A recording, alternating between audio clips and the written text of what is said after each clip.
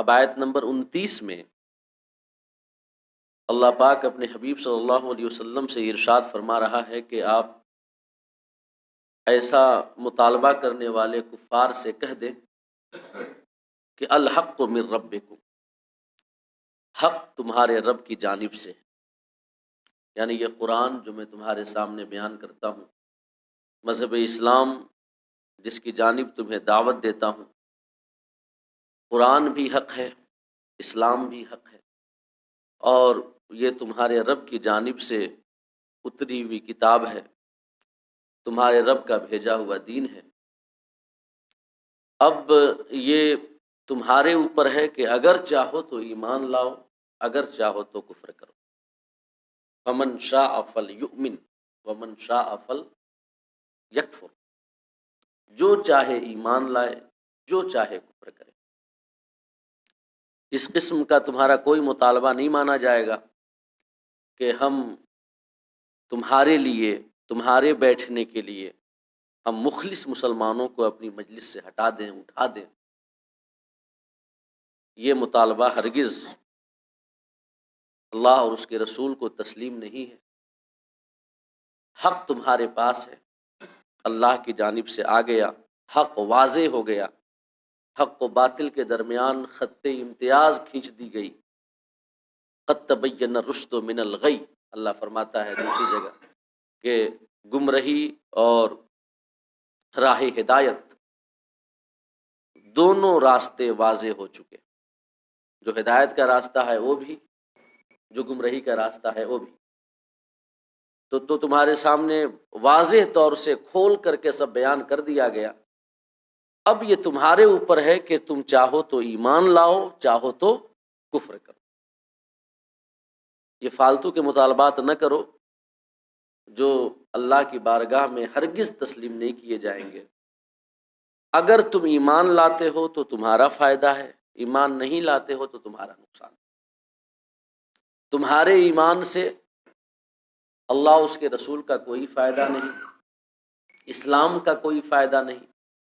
تمہارے کفر کرنے سے اللہ اور اس کے رسول اور اسلام کا کوئی نقصان نہیں، بلکہ بہر صورت چاہے ایمان لاؤ یا کفر کرو، یا تو تمہارا فائدہ ہے یا تو تمہارا نقصان۔ ذرا اس خطاب میں جو ایک روب و دبدبہ ہے آپ اسے محسوس کریں، جو غلبہ، طاقت، قوت اور قدرت کا اظہار ہے، آپ محسوس کر سکتے ہیں۔ اللہ پاک فرماتا ہے کہ حق تمہارے پاس آ گیا، اب چاہو تو ایمان لاؤ، چاہو تو کفر کرو، انکار کرو۔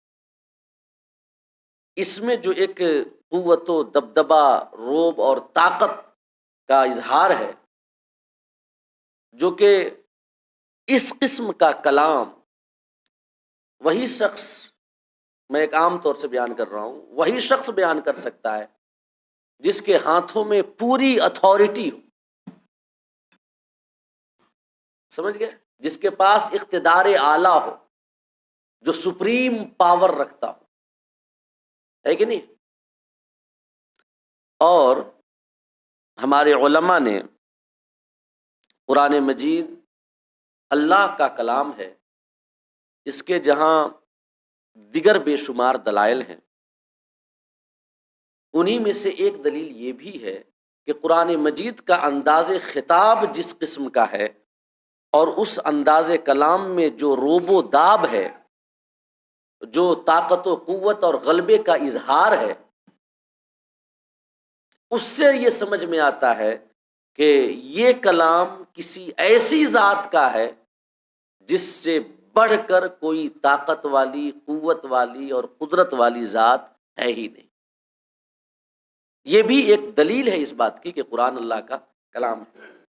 البریز کے اندر سیدی عبدالعزیز دباغ نے بیان کیا ہے کہ ایک مثال دی ہے سمجھانے کے لیے کہ ایک مجلس ہو، اور اس مجلس میں جہاں بڑے سارے لوگ ہوں، ایک اندھا شخص بھی موجود ہو جسے کچھ پتہ نہ ہو، اور کئی لوگ اس مجلس سے خطاب کریں، باتیں بیان کریں، اور ساتھ ہی ساتھ بادشاہ بھی اسی مجلس میں موجود ہو اور وہ بادشاہ بھی خطاب کرے، تو دوسرے لوگوں کے خطاب میں اور بادشاہ کے خطاب میں ایک واضح فرق ہوگا، جو فرق روب و دبدبا کا ہوگا، جو طاقت و قوت کا ہوگا، جو قہر اور غلبہ کا ہوگا۔ یہاں تک کہ وہ اندھا شخص جس کو نہیں بتایا گیا کہ کب بادشاہ نے خطاب کیا، کب اس کے وزیر نے خطاب کیا، کب اس کے کسی آفیسر نے خطاب کیا، نہیں بتایا گیا، لیکن وہ اندھا شخص بھی انداز خطاب سے یہ پہچان لے گا کہ کون سا خطاب بادشاہ کا ہے۔ اور وہ کیسے پہچانے گا؟ کہ جب بادشاہ خطاب کرے گا نا تو اس کے انداز خطاب میں ایک روب و دبدبا ہو، کیونکہ اسے کسی کا ڈر نہیں ہے، وہ ہر قسم کا اعلان کر سکتا ہے، عطا کا بھی اعلان کر سکتا ہے، سزا کا بھی اعلان کر سکتا ہے، کوئی اسے روک نہیں سکتا۔ اور جو دوسرے لوگ ہوں گے جو کہ جن کی اتھارٹی، جن کی طاقت کم ہوگی، تو کسی قسم کا اعلان کرنے سے پہلے 10 بار سوچیں گے کہ پتہ نہیں ہم پر اوپر بیٹھا ہوا شخص ہماری بات کو مانے گا یہ یا نہیں مانے گا، ہم اپنی بات کو نافذ کرنے کی طاقت رکھ پائیں گے یا نہیں رکھ پائیں گے۔ تو اس صورت میں اس کے انداز کلام میں، اس کے انداز خطاب میں او اعتماد، او بھروسہ، او روب، او دبدبا اور او قہر و غلبہ کا اظہار نہیں ہوگا جو ایک بادشاہ کے انداز خطاب میں ہوگا، کیونکہ اسے پتا ہے کہ سب سے بڑی طاقت ہمارے ہاتھوں میں ہے، جو میں چاہوں وہ کر سکتا ہوں، لہٰذا وہ جو بھی کہے گا تو بالکل اعتماد اور بھروسے سے کہے گا۔ یہ مثال دی ہے سید عبدالعزیز دباغ علیہ رحمۃ و رضوان نے، اور آپ نے یہ بھی بیان کیا ہے کہ صحابہ کرام نے جو ایمان لایا قرآن کے انداز خطاب کو دیکھ کر کے ایمان لایا، اور وہ انداز خطاب سے سمجھ گئے کہ یہ کسی انسان کا کلام ہو ہی نہیں سکتا۔ اب بتائیں نا کہ اس وقت جو عرب کے حالات تھے، مکہ کے جو حالات تھے، آقائے دو جہاں صلی اللہ علیہ وسلم تنہا تنہا اٹھتے ہیں ایک دعوت لے کر کے، جو دعوت پورے عرب کے مسلمات کے خلاف ہے۔ آپ بتائیں ذرا، ایک تنہا تنہا محمد رسول اللہ صلی اللہ علیہ وسلم، پورا عرب کفر و شرک میں ڈوبا ہوا ہے، ان کی اپنی رسومات ہیں، اپنی توہمات ہیں، اپنے خیالات ہیں، اپنے عقائد ہیں، اپنے معمولات ہیں، اپنے رواج ہیں، جو کہ کفر و شرک کے اصولوں پر مبنی ہے۔ تنہا تنہا آقا اور اس قسم کا انداز خطاب اپناتے ہیں، کیا قل الحق من ربکم فمن شاء فلیؤمن ومن شاء فلیکفر، کہ حق واضح ہو چکا، اب چاہو تو ایمان لاؤ تمہارا فائدہ ہے، نہ ایمان لاؤ تمہارا نقصان ہے۔ یہ انداز کوئی کسی ایسے شخص کا ہرگز نہیں ہو سکتا، کسی ایسی ذات کا جو اپنی باتوں کو نافذ کرنے کی طاقت نہ رکھتی۔ اس طریقے سے اپنے کلام کو بیان وہی کر سکتا ہے جس کے ہاتھوں میں تمام طاقت و قوت موجود ہو، وہ جو چاہے وہ کرے۔ تو یہ انداز خطاب بتاتا ہے کہ یہ قرآن کسی انسان کا کلام نہیں ہے بلکہ رحمان کا کلام، مطلب قرآن اللہ کی کتاب ہے، بے شمار دلیلیں ہیں، جن میں سے ایک دلیل یہ بھی ہے کہ اس کے جو تخاطب کے انداز ہیں ان پہ غور کر لیں تو آپ کو پتہ چل جائے گا کہ جو ذات مقتدر اعلیٰ ہے، سب سے بڑی طاقت والی ہے، اسی ذات کا یہ کلام ہو سکتا ہے، کسی اور کا کلام ہو ہی نہیں سکتا۔ تو فرماتا ہے کہ وقل، محبوب کہہ دو، جو مطالبہ کر رہے ہیں کہ آپ ان کمزور مسلمانوں کو اپنی مجلس سے ہٹا دیں، تب ہم بیٹھیں گے آپ کے پاس آ کر کے، آپ کی باتیں سنیں گے، پھر غور کریں گے، اگر پسند آئی دعوت تو قبول کریں گے ورنہ نہیں کریں گے۔ ان سے کہہ دیجئے، کیا کہیے؟ الحق من ربکم، تمہارے رب کی جانب سے حق واضح ہو چکا، حق بیان کر دیا گیا، حق آ چکا قرآن کی صورت میں۔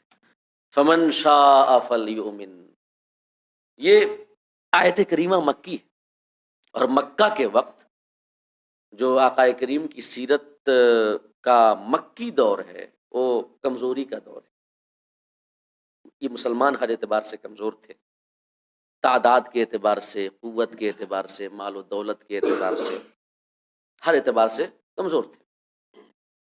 تو اس دور میں اس قسم کا اعلان، کمزوری کے دور میں، کہ حق واضح ہو چکا، فمن شاء فلیؤمن، چاہو تو ایمان لاؤ، چاہو تو کفر کرو، ایمان لاؤ گے تمہارا فائدہ ہے، کفر کرو گے تمہارا نقصان ہے۔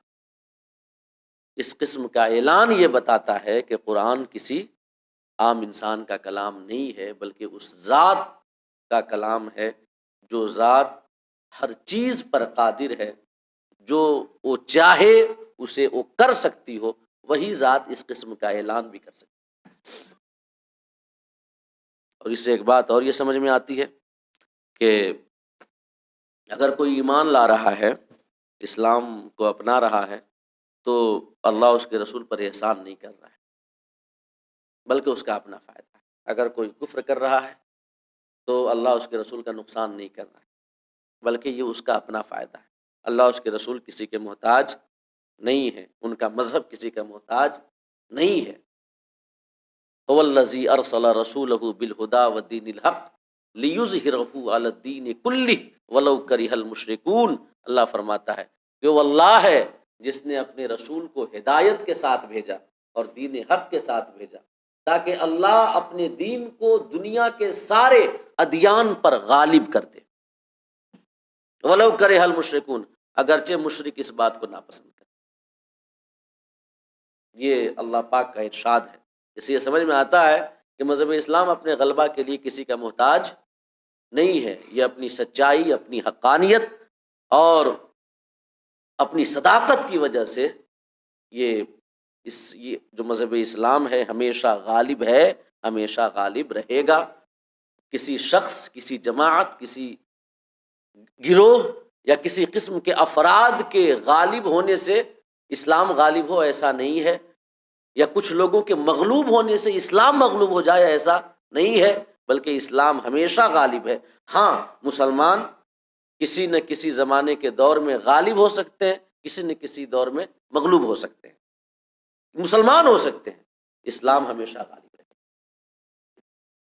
آج کے زمانے میں بھی جو حالات ہیں آپ دیکھ لیں، اگرچہ مسلمانوں کے لیے عرصہ حیات تنگ کیا جا رہا ہو، لیکن کسی کی ہمت نہیں ہے کہ اسلام کی حقانیت کو چیلنج، کسی کی طاقت نہیں ہے۔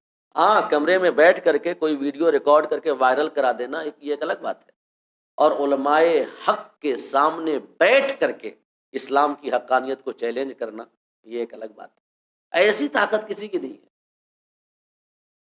جب اس زمانے میں، جس زمانے میں آقا کریم صلی اللہ علیہ وسلم اور گنتی کے چند صحابہ تھے، اس وقت جب کسی کی طاقت نہیں تھی تو آج کہاں سے طاقت ہوگی؟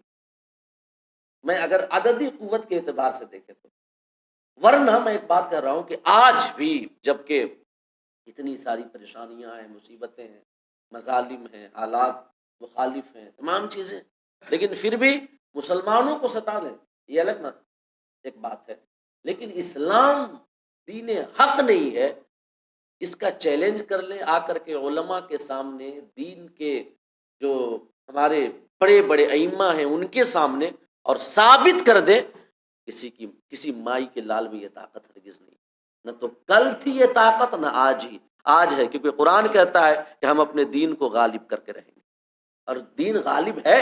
اللہ پاک نے علماء کو وہ قوت استدلال عطا کی ہے کہ وہ بیٹھ جائیں۔ ہمارے علماء اور دین کے جو بڑے بڑے اسکالرز ہیں وہ اس بات پہ یقیناً قادر ہیں کہ اسلام کی حقانیت اور دیگر ادیان کے سامنے اسلام کی صداقت کو واضح کریں۔ ہاں، ریکارڈ کرا کے کوئی ویڈیو وائرل کرا دے تو اس کا مسئلہ الگ ہے، اپنے کمرے میں بیٹھ کر کے کون کیا نہیں کر سکتا ہے، اس کا کمرہ، اس کے لوگ، اس کا ریکارڈر، اس کی تمام چیزیں جو چاہے بیان کر دے۔ پہلی بات یہ سمجھ میں آئی کہ اسلام کسی کا محتاج نہیں ہے۔ ہاں، مسلمان اسلام کے محتاج ہیں۔ اللہ فرماتا ہے لا تہنوا ولا تحزنوا وانتم الاعلون ان کنتم مؤمنین، تم کمزور نہ ہو، غم نہ کرو، اے مسلمانوں تم غالب رہو گے اگر تم ایمان والے ہو۔ تو مسلمانوں کا غلبہ ان کے پکے اور سچے مومن ہونے پر موقوف ہے۔ لیکن اسلام کا غلبہ مسلمانوں کے غلبہ پر موقوف نہیں ہے۔ اب اس کے بعد اللہ پاک نے جو یہ بیان کیا کہ چاہو تو ایمان لاؤ، چاہے تو کفر کرو، تمہارا اس قسم کا کوئی مطالبہ تسلیم نہیں کیا جائے گا کہ کمزور اور غریب مسلمانوں کو ہٹا دیا جائے۔ بیٹھنا ہے تو ایسے آ کر بیٹھو، کیونکہ اسلام کی نگاہ میں سب برابر ہے۔ یہاں پہ مال و دولت کی وجہ سے کسی کو عزت اور مقام نہیں ملتا ہے، یہاں پہ تقوی اور اخلاص کی وجہ سے مقام اور عزت ملتی ہے۔ ان اکرمکم عند اللہ اتقاکم، جو سب سے زیادہ پرہیزگار ہے وہ سب سے زیادہ عزت والا ہے۔ بس باقی دنیاوی دولت کا کیا ہے، آج ہے کل نہیں ہے، تلک الایام نداولها بین الناس۔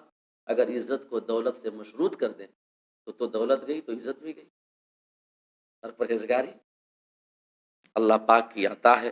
اور جو شخص اپنے دل کو تقوی کے لیے خاص کرنا چاہے، اللہ پاک کی مدد شامل حال ہوتی ہے۔ وہ آیت کریمہ جس میں اللہ پاک فرماتا ہے الذین جاہدوا فینا لنہدینہم سبلنا، جو ہمارے لیے کوشش کرتے ہیں ہم ان کو کامیابی ضرور عطا کرتے ہیں۔ اس کے بعد فرماتا ہے انا اعتدنا للظالمین نارا، بلکہ ایک حدیث سن لیں اس سے پہلے۔ اللہ پاک کی جو شان بے نیازی ہے، جو اللہ نے بیان کیا نا کہ جو چاہے ایمان لائے، جو چاہے کفر کرے، کوئی فرق نہیں پڑتا ہمارے مذہب کو، نہ تو ہمیں نہ تو ہمارے رسول کو۔ اس حوالے سے ایک حدیث پاک جو سنن ابن ماجہ میں ہے، مسند احمد میں ہے، اور حضرت ابو ذر غفاری رضی اللہ تعالیٰ عنہ سے مروی، کیا آقا کریم صلی اللہ علیہ وسلم نے ارشاد فرمایا، حدیث قدسی کہ اللہ پاک ارشاد فرماتا ہے کہ اے میرے بندو، اللہ پاک کا ارشاد ہے، اے میرے بندو تم سب گمراہ ہو ماں سوا ان کے جن کو میں نے ہدایت، کیونکہ ہدایت دینے والی ذات میری ہے، اللہ فرمانا چاہتا ہے تم سب گمراہ ہو ماں سوا ان کے جن کو میں نے ہدایت دی، مجھ سے ہدایت کا سوال کرو میں تم کو ہدایت دوں گا۔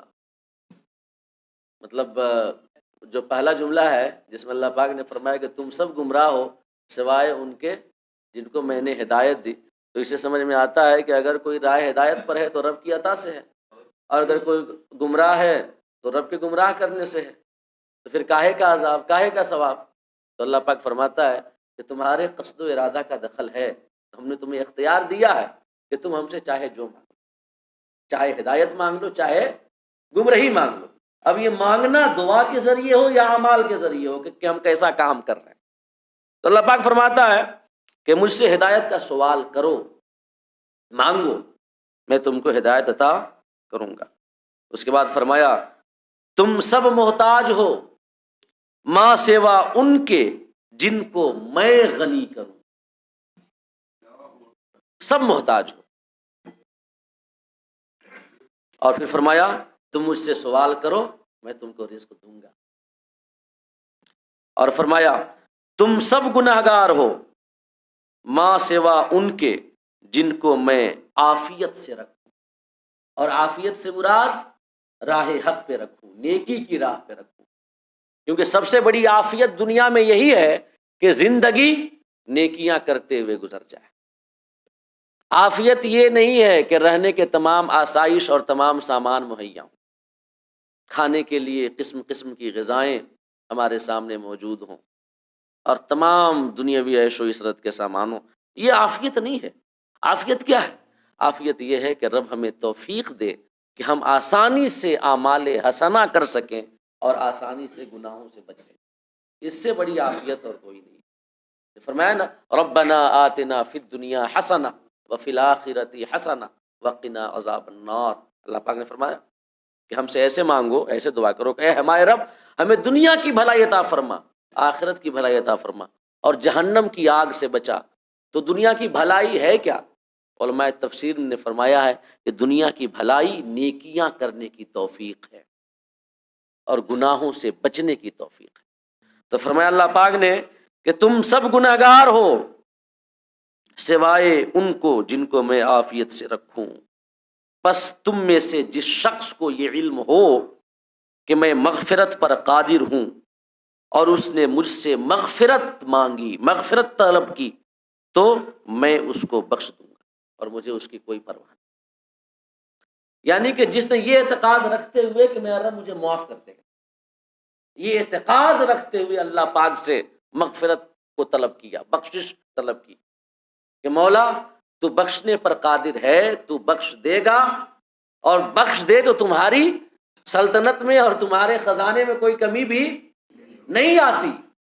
اس اعتقاد کے ساتھ اللہ فرماتا ہے کہ مجھ سے مغفرت طلب کرو تو میں بخش دوں گا اور مجھے کوئی پرواہ نہیں۔ اللہ کو کیا پرواہ ہے؟ اگر سارے گناہگاروں کو بخش دے تو کیا اس کا جاتا ہے؟ آتا ہے حدیث میں کہ اللہ پاک کل قیامت کے روز علماء سے فرمائے گا کہ میں نے تم کو اپنا علم اس وجہ سے نہیں دیا تھا کہ میں تم کو عذاب دوں، جاؤ میں تمہیں بخشتا ہوں اور مجھے کوئی پرواہ نہیں۔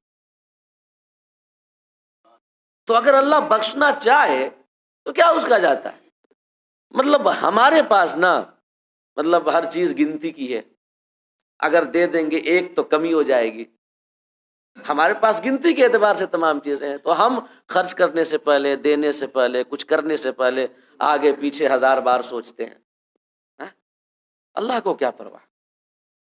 قوم سمود پر جب عذاب آیا تھا، جنہوں نے حضرت صالح علیہ السلام کی اونٹنی کی پونچھیں کاٹ دی تھی، تو جب ایک شخص تھا جس نے کوچے کاٹ دی تو اللہ پاک نے ان پر عذاب نازل کیا۔ کیا فرماتا ہے اللہ پاک قرآن مجید میں کہ اذم بعث اشقاها فقال لهم رسول اللہ ناقۃ اللہ وسقیاها، حضرت صالح نے کہا یہ اللہ کی اونٹنی ہے اور اس کے پانی پینے کے لیے ایک دن مقرر ہے۔ جب انہوں نے مطالبہ کیا تھا تو حضرت صالح کی دعا سے اللہ پاک نے چٹان سے ایک 10 ماہ کی حاملہ اونٹنی اللہ پاک نے پیدا کر دی، حضرت صالح کی دعا سے۔ چٹان، پتھر جس سے ایک گھاس بھی نہیں اگتی ہے کہ نہیں ہے، آپ اس پر خوب اس کو مطلب اس کی سینچائی کرتے رہیں، پانی دیتے رہیں، لیکن اس سے ایک گھاس کا تنکا نہیں اگ سکتا ہے۔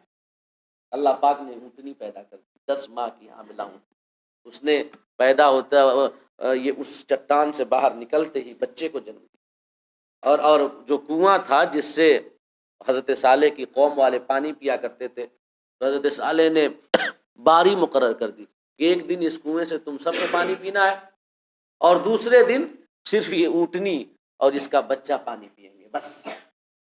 اور وہ دونوں مل کر کے، ماں اور بچہ، اونٹ کا اس کنویں کا سارا پانی پی جاتے ایک دن میں، اور ایک دن میں ان کو پانی ملتا نہیں تھا، تو باری مقرر کر دی۔ اب یہ ان کو بات ناگوار گزرنے لگ گئی کہ ہم کو دوسرے دن پانی نہیں مل رہا ہے اور یہ اونٹنی اور اس کا بچہ پورا پانی پی جا رہے ہیں۔ تب اذم بعث اشقاها فقال لهم رسول اللہ ناقۃ اللہ وسقیاها، ایک شخص اٹھا، اشقا، اشقا کہا ہے اللہ پاک نے، سب سے بڑا بدبخت اٹھا، اور اس امت میں ابو جہل کو سب سے بڑا بدبخت کہا گیا ہے۔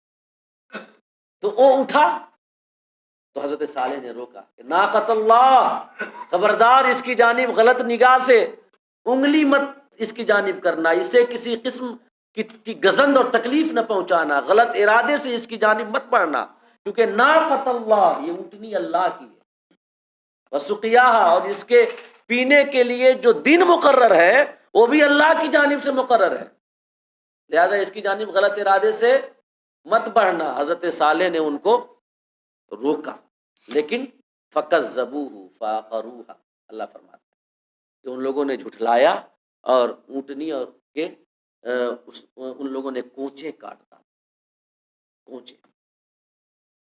جب ماں کو مار ڈالا انہوں نے تو جو بچہ تھا اس اونٹنی کا، وہ بالکل مطلب رونے کی آواز نکالتے ہوئے گئی اور پہاڑیوں کی جانب چڑھ گئی۔ سمجھ لیں کتنا وہ دردناک منظر ہوگا۔ اللہ پاک نے چٹان سے حضرت صالح کی نبوت کے لیے بطور دلیل اونٹنی پیدا کی، اس نے بچہ دیا، اور اپنے نبی کے معجزہ کو آگے بڑھ رہے ہیں اور کوچے کاٹ ڈالتے ہیں۔ وہ قوم کتنی بدبخت ہوگی اس کا اندازہ آپ لگا سکتے۔ تو جب انہوں نے کونچیں کاٹ دی اور وہ بچہ روتے ہوئے پہاڑوں کی جانب چڑھ گیا، اللہ پاک فرماتا ہے فَدَمْدَمَ عَلَيْهِمْ رَبُّهُمْ بِذَنبِهِمْ فَسَوَّاهَا، اللہ پاک نے عذاب نازل کیا اور پوری بستی کو بالکل ایک دم سپاٹ کر دیا، سمجھ رہے ہیں؟ یعنی کہ آبادی کا نام و نشان تک موجود نہیں رہا، ختم کر دیا اللہ پاک نے۔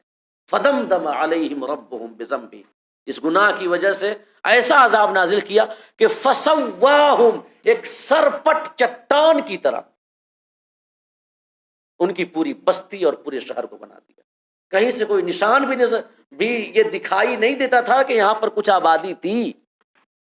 اس کے بعد اللہ فرماتا ہے وَلَا يَخَافُ عُقْبَاهَا، اگر ہم کسی کو عذاب دینا چاہیں تو انجام سے نہیں ڈرتے، کون ہم سے بڑا ہے جو ہمیں روکے گا؟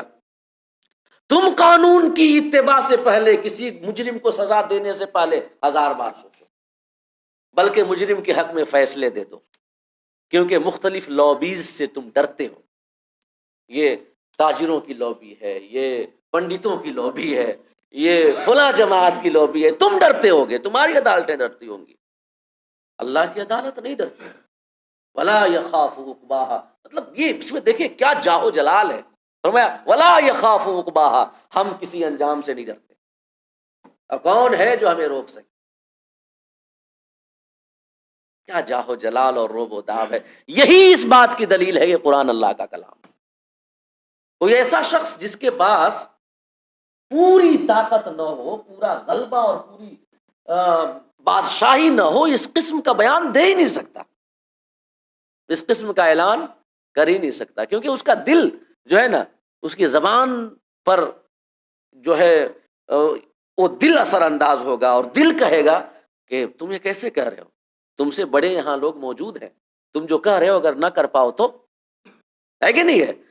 دل کی کمزوری انداز کے روب و دبدبے کو کم کر دے گی، لیکن یہاں ولا یخاف عقباہ، تو فرمایا کہ اگر تم سب مجھ سے مغفرت کی طلب کرو تو میں سب کو بخش دوں گا، میں اس کو بخش دوں گا جو مغفرت کی طلب کرے اور مجھے کوئی پرواہ نہیں۔ اور اس کے بعد فرماتا ہے اور اگر تمہارے اول اور آخر، تمہارے زندہ اور مردہ، تمہارے تر اور خشک سب مل کر میرے بندوں میں سے اس پرہیزگار اور متقی بندے کی طرح ہو جائیں جو سب سے بڑا پرہیزگار ہے، یعنی جو سب سے بڑا متقی ہے میرے تمام بندوں میں، جو سب سے بڑا پرہیزگار ہے، سارے انسان اگلے پچھلے زندہ مردہ سب کے سب اسی سب سے بڑے متقی کی طرح ہو جائیں، یعنی سب میرے عبادت گزار ہو جائیں، سب سے بڑے پرہیزگار ہو جائیں، تو اس سے میری ملک میں مچھر کے پر کے برابر بھی اضافہ نہیں ہوگا، یعنی اگر سب میری عبادت کرنے لگ جاؤ اور میرے عبادت گزار بندے بن جاؤ، متقی بن جاؤ، پرہیزگار بن جاؤ سارے کے سارے، اور کوئی میرے حکم سے اعراض کرنے والا نہ رہے، اللہ فرماتا ہے پھر بھی میری بادشاہت میں، میری ملک میں اور میری معبودیت میں تم مچھر کے پر کے برابر بھی اضافہ نہیں کر سکتے۔ ایسا نہیں ہے کہ میرا کچھ مقام تم عبادت کر کے بڑھا دو گے، اللہ فرمانا چاہتا ہے بڑھاؤ گے نہیں۔ اور اس کے بعد فرماتا ہے کیا اگر تمہارے اول، تمہارے آخر، تمہارے زندہ، تمہارے مردہ، تر خشک سب مل کر اس بندے کی طرح ہو جائیں جو سب سے بڑا گناہگار ہے، یعنی انسانوں میں جو سب سے بڑا گناہگار ہے اس کی طرح سارے انسان ہو جائیں، تو اللہ پاک فرماتا ہے کہ پھر تم میری ملک میں ایک مچھر کے پر کے برابر کمی بھی نہیں کر سکتے، یعنی سب اعراض کر لو، کوئی کبھی میرا نام بھی نہ لو، تو بھی ہماری ملک اور ہماری بادشاہت میں کوئی کمی نہیں ہوگی۔ اور اس کے بعد فرماتا ہے کہ سارے ایک میدان میں کھڑے ہو جائیں، سارے کے سارے، سارے انسان، سارے جنات، ساری مخلوقات ایک میدان میں کھڑے ہو جائیں، پھر تم میں سے ہر شخص اپنی خواہشوں کا سوال کرے. خواہشوں کا، ہر شخص کی جو خواہش ہے اس خواہش کے مطابق سوال کرے.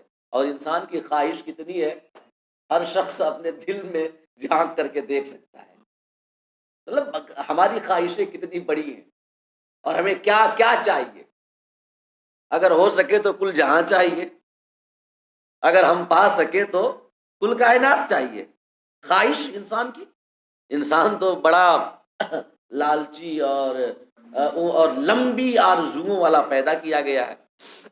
تو اللہ پاک فرماتا ہے کہ سارے انسان ایک میدان میں کھڑے ہو جاؤ، اگلے پچھلے، بلکہ جنات بھی ساتھ میں. ایک دوسری روایت میں آیا کہ سب کے سب ایک میدان میں کھڑے ہو جاؤ اور سب اپنی خواہشوں کے مطابق سوال کرو. جو خواہش ہے تم اس خواہش کے مطابق مانگو اور میں تمہیں اتنا ہی عطا بھی کر دوں، تمہاری خواہش کے مطابق سب کو دے دوں. پھر بھی اللہ فرماتا ہے کہ میرے خزانے میں اتنی ہی کمی آئے گی جتنی کمی سمندر میں ایک سوئی کو ڈال دیا جائے پھر اس سوئی کو نکال لیا جائے. تو اس سوئی کے ساتھ جو کچھ پانی کے قطرات آئیں گے باہر نکلیں گے، اور اس قطرے سے سمندر میں جو کمی ہوگی، سوئی کے ساتھ جو پانی کا قطرہ نکل رہا ہے اس سے جو تری نکل رہی ہے، قطرہ کیا ہوگا؟ تری ہوگی. جو تری نکل رہی ہے سوئی کے ساتھ، تو اس تری کے نکلنے سے جو سمندر میں کمی ہوگی نا، اتنی ہی کمی سارے انسانوں، جناتوں، سب کو خواہشوں کے مطابق عطا کر دوں تو میرے خزانے میں ہو. اور اس کا مفاد یہ ہے کہ کچھ کمی نہیں ہوگی، کیونکہ سمندر میں اگر ایک آپ ڈال دیں سوئی اور اسے نکال لیں پھر، تو اس کے ساتھ جو تری آئے گی تو اس تری سے سمندر کے پانی میں کیا کمی ہوگی؟ کوئی کمی نہیں. اللہ فرمانا چاہتا ہے اگر میں سب کو عطا کر دوں خواہش کے مطابق پھر بھی میرے خزانے میں کوئی کمی واقع نہیں ہوگی. اور اس کی وجہ یہ ہے، اللہ فرماتا ہے کہ میں جواد، واجد، ماجد ہوں، یعنی سب سے بڑا فیاض اور سب سے بڑا بزرگ ہوں.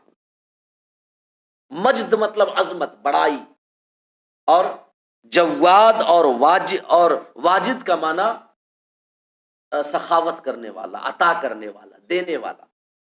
اللہ فرماتا ہے میں واجد ہوں، جواد ہوں، ماجد ہوں. میں جو چاہوں وہ کرتا ہوں. میری عطا میرا کلام ہے اور میرا عذاب بھی میرا کلام. اگر میں عطا کروں تو یہ بھی میرا کلام سے مراد وعدہ ہے. اگر میں دینا چاہوں تو یہ بھی میرا وعدہ ہے کہ میں نے وعدہ کیا ہے. اور اگر عذاب دوں تو یہ بھی میرا وعدہ ہے. اب مجھ کو اختیار ہے، چاہے عذاب دوں چاہے بخش دوں. اور اس کے بعد فرماتا ہے کہ میں جب کسی چیز کا ارادہ کر لیتا ہوں تو صرف اتنا کہتا ہوں کہ ہو جا، اور وہ چیز ہو جاتی. انما امرہ اذا اراد شیئا ان یقول له کن فیکون. کہ اللہ پاک کا معاملہ تو ایسا ہے کہ جب وہ کسی چیز کا ارادہ کرتا ہے تو اس چیز سے فرماتا ہے ہو جا، بس وہ چیز ہو جاتی ہے، باقی آگے پیچھے کچھ نہیں. یہ ہمارے رب کی شان بے نیازی اور ہمارے رب کی عظمت ہے. اور یہ باتیں ہمارے عقیدہ توحید کو مضبوط کرتی ہیں. عقیدہ توحید پر بیان کرنا اور رب کی بڑائی اور بندوں کی اللہ کی بارگاہ میں نیاز مندی کو بیان کرنا، یہ خالی ہمارے مخالف فرقہ والوں کی بات نہیں ہے. ہم بھی بیان کرتے ہیں، ہم پر اعتراض کیا جاتا ہے عام طور سے کہ یہ لوگ تو صرف اور صرف عظمت رسالت، عظمت ولایت اور دوسری چیزوں میں بیان کرتے ہیں، ان کے ہاں توحید پر بیان ہوتا ہی نہیں. حالانکہ علماء سب بیان کرتے ہیں، مگر جو لوگ توحید کے نام پر، عقیدہ توحید کے نام پر اپنی تمام گمراہیاں پھیلائے ہوئے ہیں، ان کو اس کے سوا کچھ اور بولنا تو ہے نہیں. وہ عقیدہ توحید کی جو ان کی پریبھاشا ہے وہ الگ ہے، اور جو ہم عقیدہ توحید کی ڈیفینیشن بیان کرتے ہیں وہ الگ ہے. ان کے یہاں نبیوں اور رسولوں کی عظمت کا اعتقاد رکھنا اللہ کی عظمت کے خلاف ہے، اور ہمارے یہاں یہ ہے کہ او اللہ جو عظیم ہے وہ عظمت عطا کرنے والا بھی ہے.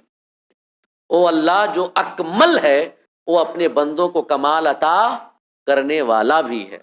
او اللہ جو سخی ہے، سب سے بڑا جواد ہے، وہ سخاوت کی دولت اپنے بندوں کو عطا کرتا بھی ہے. وہ جسے جو چاہے عطا کر دیتا ہے کہ نہیں ہے؟ تو اللہ پاک کی بار سے اپنا جو عقیدہ توحید کا رشتہ ہے اسے مضبوط کرنے کی ہمیں ضرورت ہے. اور ہمارے اندر بھی بظاہر کچھ کمیاں ہیں، بظاہر کچھ کمیاں، میں بظاہر کی بات کر رہا ہوں، حقیقت یا دل کی بات نہیں کرتا. اللہ جانتا ہے کہ ایک مومن کے دل کے حوالے سے کسی قسم کی باتیں نہیں کرنی چاہیے. بظاہر ایسا لگتا ہے کہ کچھ کمیاں ہیں، اور کچھ کمیاں یہ ہیں ہمارے لیے. پہلی بات تو یہ کہ اگر اللہ کی شان بیان ہو، اس کی عظمت بیان ہو، میں عام طور سے مروجہ جو محفلیں ہیں، جو مروجہ مجلسیں ہیں، جو مروجہ جلسے ہیں، ان کی بات کرتا ہوں. عام طور سے وہاں پر یہ ہے کہ اللہ کی حمد و ثنا ہو، سامعین میں جوش اور جذبہ نہیں آئے گا. مطلب یہ ہمارا معیار کتنا نیچے آ گیا ہے.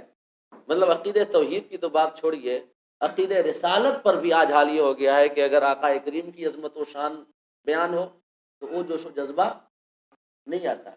پیر کی بڑائی بیان کر دیجیے، پھر دیکھیے مطلب ایسا لگے گا کہ سامعین اچھل پڑیں اور پوری دولت لا کر کے لٹا دیں گے ایک دم بالکل.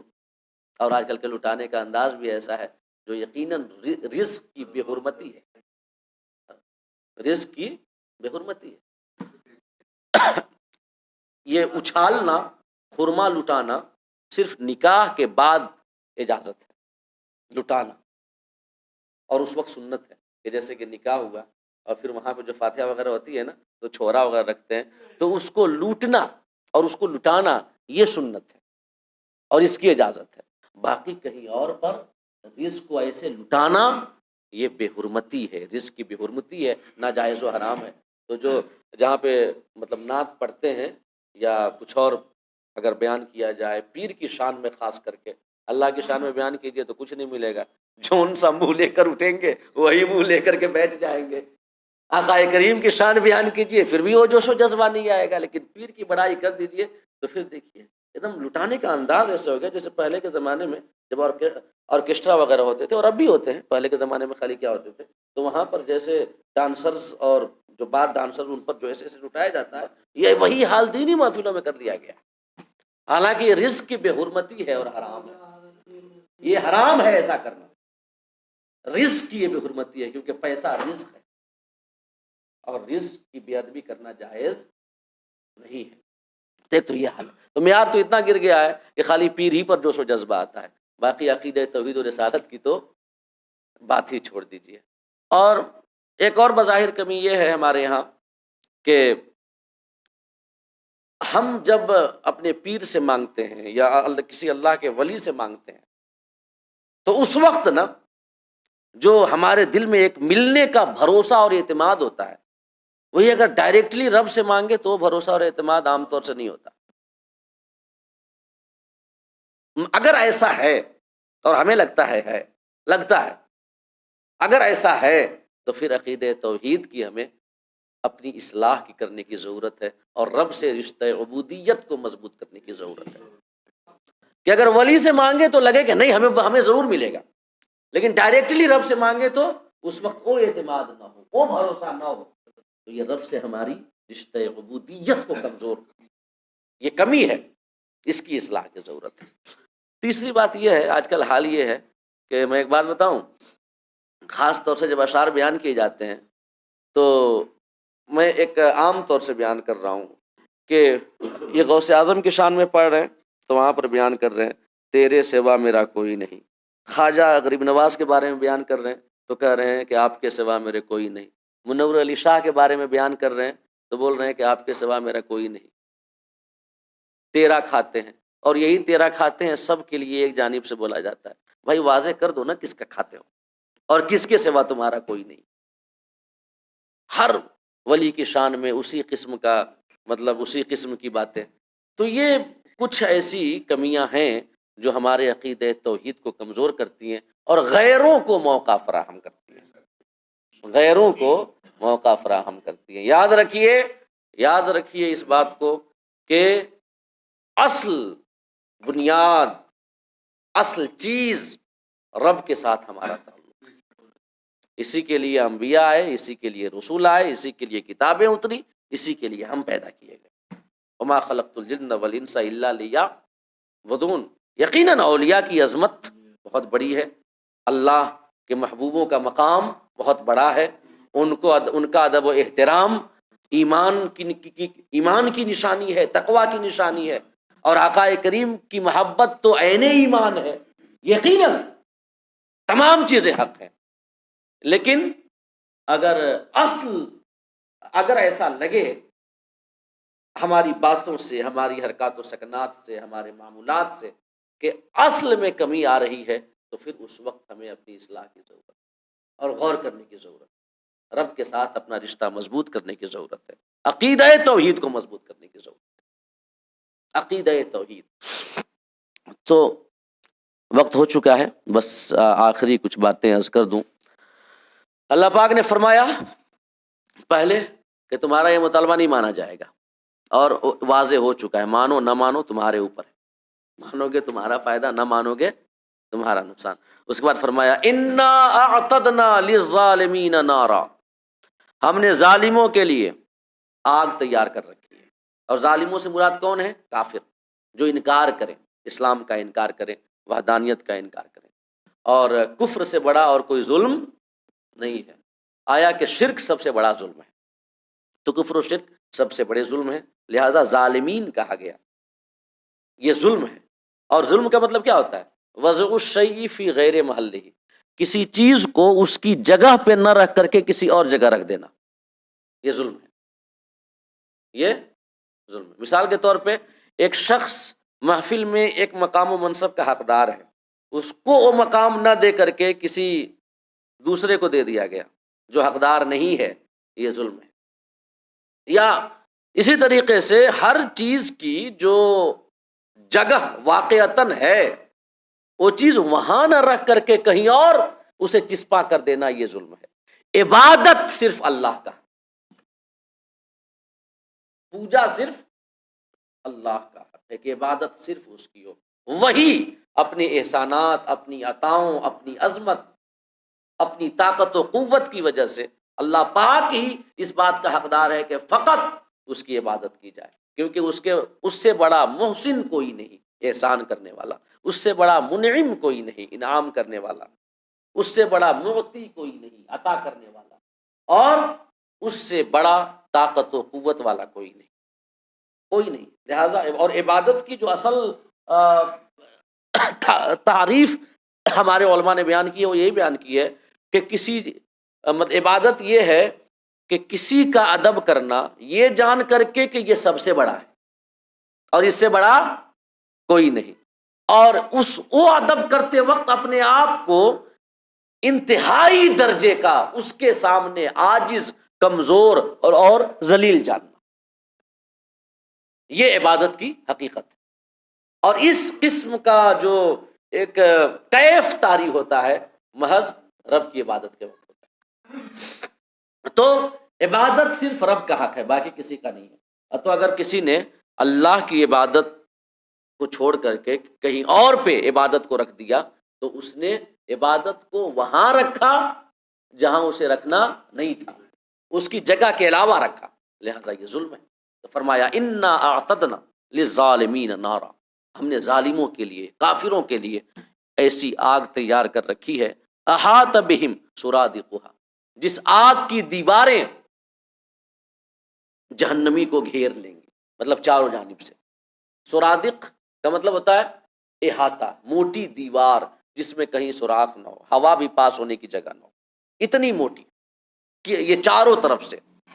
تو فرمایا کہ جب جہنمیوں کو ہم ڈالیں گے تو آگ جو اس جہنم کی دیواریں ہیں چاروں جانب سے انہیں گھیر لے گی، مطلب کہیں سے باہر نکلنے کی جگہ نہیں ہوگی، اس میں قید ہوں گے، اور وہ جگہ اس طریقے سے مقید ہوگی کہ آواز تک باہر نہ نکلے اور کسی دوسرے کی خبر تک نہ ہو.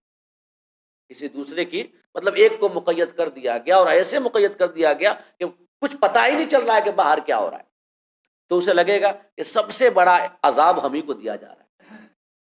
اور یہ عذاب کے ساتھ یہ سوچ کہ سب سے بڑا عذاب مجھی کو ہو رہا ہے، یہ حسرت بالائے حسرت ہے. مثال کے طور پہ ہمیں کوئی مصیبت ہے ہم نے کسی اور کو دیکھا کہ جس کو ہم سے زیادہ مصیبت ہے، تو اس وقت ایک قسم کا اطمینان ہوتا ہے کہ چلو ہم مصیبت میں ہیں تو کوئی ہم سے زیادہ مصیبت میں ہے کہ نہیں ہے، اطمینان ہوتا ہے یہ، اور انسان کی فطرت بھی ہے یہ۔ تو وہاں پہ ایسا نہیں ہوگا کہ ہمیں عذاب دیا جا رہا ہے تو ہم کسی اور کو دیکھیں کہ ہم سے زیادہ عذاب ہے تو ہم کو کچھ آرام مل جائے کہ چلو اس کو زیادہ عذاب ہو رہا ہے، نہیں، کسی کی خبر ہی نہیں ہوگی اور لگے گا کہ سب سے زیادہ عذاب مجھی کو ہو رہا ہے، اور یہ حسرت بالائے حسرت ہے۔ تو فرمایا احاط بہم، سمجھ گئے نا، احاط بہم سرادقها، کہ جہنم کی دیواریں اسے گھیر لیں گی، اور اس کے بعد فرمایا وَإِن يَسْتَغِيثُوا، اگر وہ فریاد بھی کریں گے تو یغاثوا بماء کالمہل یشوی الوجوہ، تو ان کی فریاد رسی کی جائے گی ایسے پانی کے ذریعے جو کہ پگھلے ہوئے تانبے کی طرح ہوگا۔ مطلب مول کی کئی تفسیریں بیان کی گئی، ایک تفسیر تو تلچھٹ سے بیان کی گئی ہے، ایک تفسیر پگھلی ہوئی دھات سے بیان کی گئی ہے، کوئی بھی دھات ہو اسے پگھلا دیا جائے۔ اب تو آپ سمجھ لیجیے اس وقت اس کی گرمی کا کیا عالم ہوگا، کوئی بھی دھات ایک تو خود اور ان کا جو بوائلنگ پوائنٹ ہوتا ہے عام چیزوں کی بنسبت زیادہ ہوتا ہے، جو دھاتیں ہیں جب ان کو بالکل پگھلا دیا جائے اس وقت ان کی گرمی اور حرارت کا اندازہ کر سکتے ہیں۔ تو ایک تو یہ تفسیر ہے کہ عام پگھلے ہوئے تانبے کی طرح، مطلب عام پگھلے ہوئے دھات کی طرح، ایک تفسیر ہے کہ پگھلے ہوئے تانبے کی طرح۔ تو فرمایا کہ کالمہل، پگھلے ہوئے تانبے کی طرح وہ پانی ہوگا، یشوی الوجوہ، جب وہ پیئیں گے چہرے کے قریب کریں گے تو وہ پانی چہروں کو بھون ڈالے گا، بئس الشراب، کیا ہی برا وہ پینے کا پانی ہے، وساعت مرتفعہ، اور جہنم کیا ہی بری ٹھہرنے کی جگہ ہے۔ اللہ پاک ہم سب کو کہنے اور سننے سے زیادہ عمل کرنے کی توفیق عطا فرمائے، اور ہم سب کو جہنم کی آگ سے محفوظ فرمائے۔ اسی حوالے سے جو جہنم کے اللہ پاک نے عذاب کے بارے میں بیان کیا ہے، کچھ حدیثوں کی روشنی میں اگلی نشست میں ہم جہنم کے عذاب کی کچھ اور کیفیات آپ کے سامنے بیان کریں گے۔ اللہ پاک ہم سب کو جنت کی بہاریں عطا فرمائے اور جہنم کے آگ سے محفوظ فرمائے، آمین۔ وآخر دعوانا ان الحمد للہ۔